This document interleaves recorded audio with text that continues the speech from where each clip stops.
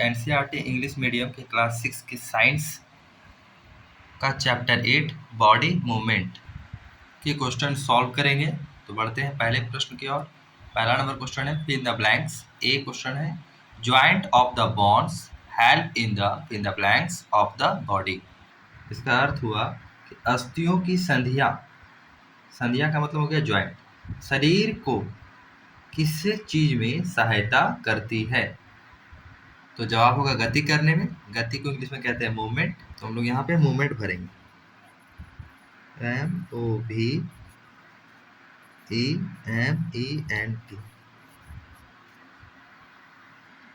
B number question है a combination of bones and cartilage forms in the blanks of the body.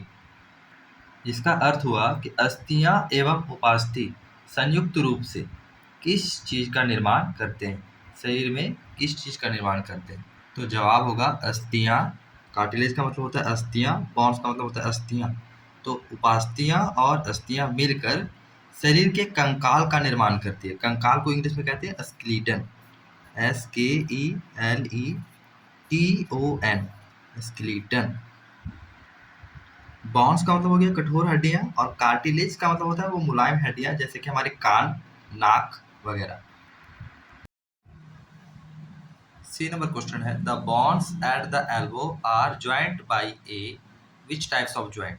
यानी हमारे कोहनी की जो हड्डी होती है वो किस प्रकार की संधि से जुड़ी होती है। तो वह है hinge joint, HING। A contraction of in the blanks pull the bones during movement। यानी कि गति करते समय किसके संकुचन से अस्थियां खींचती हैं। अस्थियां यानी हड्डियां खींचती हैं, किसकी संकुचन से। तो जवाब होगा मसल्स, यानी कि मांसपेशियां के खींचने से अस्थियां भी खींचती हैं। मांसपेशियों को इंग्लिश में कहते हैं मसल्स, MUSCLES, मसल्स। हमारा फिल द ब्लैंक्स कंप्लीट हो गया। आगे हम लोग बढ़ते हैं ट्रू फॉल्स की ओर। चलिए हम लोग शुरू करते हैं। ए नंबर क्वेश्चन है the movement and locomotion of all animals is exactly the same. इसका मतलब हुआ कि क्या सभी जंतुओं की गति एवं चलन एक समान होती है। जवाब होगा नहीं, सभी जीव अलग अलग प्रकार से गति करते हैं। इसलिए इसके जवाब में हम यहाँ पे फॉल्स लिखेंगे। यहाँ पे हम लोग फॉल्स लिखेंगे। बी नंबर क्वेश्चन है the cartilage are harder than bones. क्या उपास्थियां जो होते हैं वो अस्थियों से कठोर होते हैं। तो मैंने आप लोग को बताया कि अस्थियां जो होती है वो कठोर होती है, उपास्थि जो होते हैं वो मुलायम होते हैं। जैसे कान की हड्डी, नाक की हड्डी, ये सब जो होते हैं वो मुलायम होते हैं। बोन्स यानी अस्थियां जो हाथ पैर की जो हड्डियां हो गई वो कठोर होते हैं। और यहाँ लिख दिया है कि उपास्थि जो है वो कठोर होता है। तो इसके जवाब में भी हम लोग फॉल्स लिखेंगे। उपास्थि कठोर नहीं होता है, अस्थि कठोर होता है, यानी कि बोन्स कठोर होते हैं। बढ़ते हैं अगले प्रश्न। सी नंबर क्वेश्चन कह रहा है the finger bones do not have joints.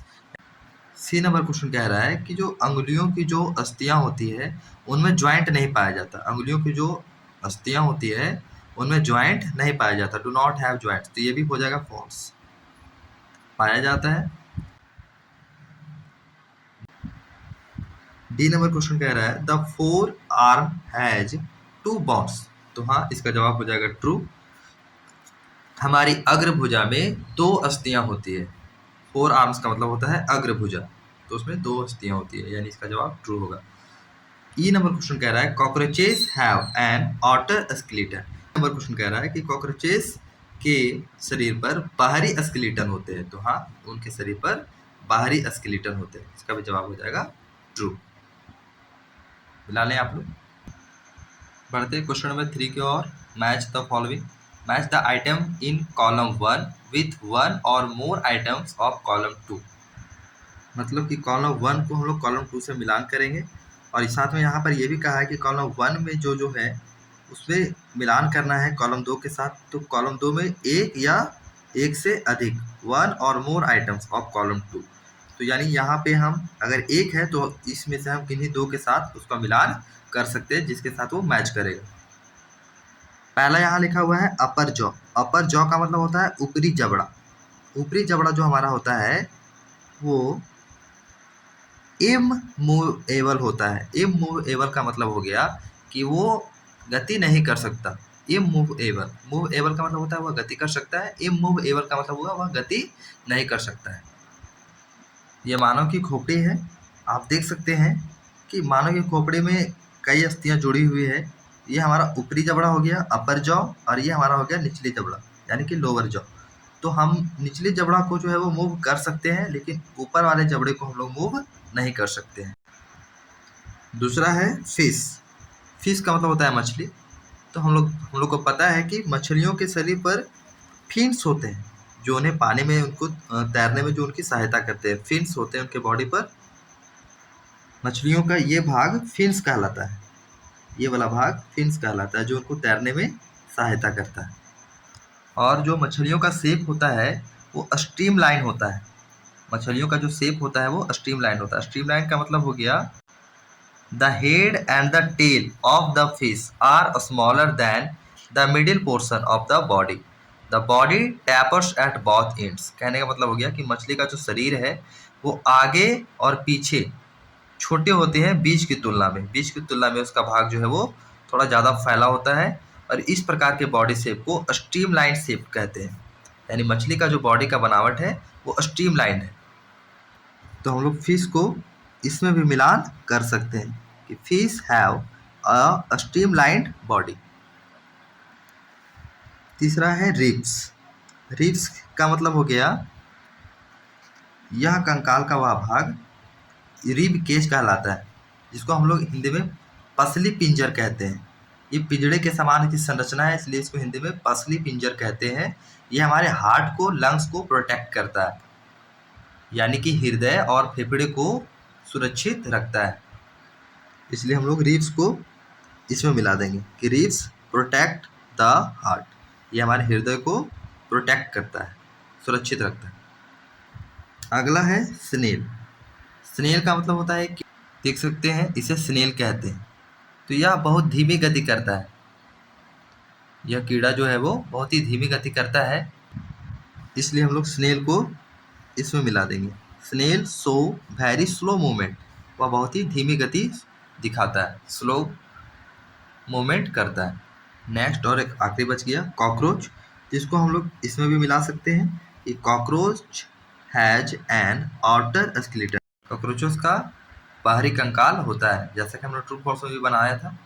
तो इसलिए हम लोग कॉकरोच को इसमें मिला देंगे। Cockroach has an outer skeleton.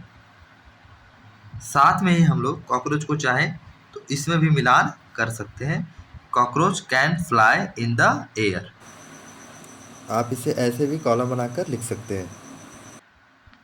यानी कि हम लोग फिश को भी इसमें और इसमें मिलान कर सकते हैं, और कॉकरोच को भी ये दो भाग में हम मिलान कर सकते हैं। पढ़ते हैं क्वेश्चन आंसर की ओर।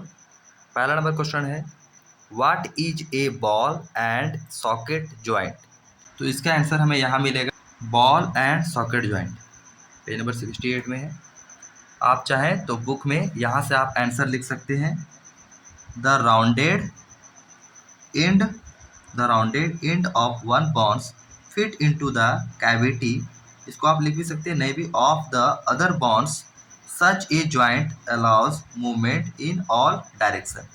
आप यहाँ से यहाँ तक आंसर जो है वो उसका लिख सकते हैं पहला नंबर क्वेश्चन का। नहीं तो आप यहाँ से भी लिख सकते हैं, मैंने आंसर लिख दिया है ए नंबर का। इसका हिंदी हुआ कि दो अस्थियों की वह संधि जिसमें एक अस्थि गेंद के समान गोल होता है तथा दूसरी अस्थि कटोरे नुमा होता है, गड्ढे के समान। और पहली अस्थि का जो गोल सिरा है वो सभी दिशाओं में घूम सकता है। आप देख सकते हैं इस प्रकार के ज्वाइंट को बॉल एंड सॉकेट ज्वाइंट कहते हैं। बढ़ते हैं अगले प्रश्न की ओर। बी नंबर क्वेश्चन है कि which of the skull bones are movable. यानी खोपड़ी, स्कल का मतलब होता है मानव की खोपड़ी, स्कल का मतलब होता है मानव की खोपड़ी। तो मानव की खोपड़ी का कौन सा जो हिस्सा है, कौन सा बोन्स है वो मूवेबल है, यानी कि गति कर सकता है। तो मैंने आपको इसी वीडियो में बताया कि स्कल का जो ऊपरी जबड़ा होता है वो मूव नहीं कर सकता है, लेकिन निचला जबड़ा जो है वो मूव कर सकता है। लोअर जॉ लिखेंगे।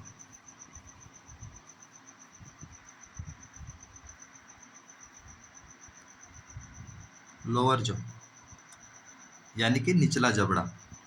बढ़ते हैं क्वेश्चन नंबर सी की ओर। Why can our elbow not move backwards, यानी हमारी कहुनी की जो हड्डी है, अस्ती है, वो पीछे क्यों नहीं मुड़ सकती, बैकवर्ड में क्यों नहीं मुड़ सकती। इसका आंसर हम लोग लिखेंगे elbow can not move backward because the elbow has a hinge joint that allow only A back and fourth movement. अर्थात कहुनी में हिंज संधि होती है जो एक ही ओर यानी कि आगे की ओर ही मुड़ सकती है, पीछे की ओर नहीं। तो आप लोग मिला लें आंसर और यहाँ आपका चैप्टर होता है समाप्त।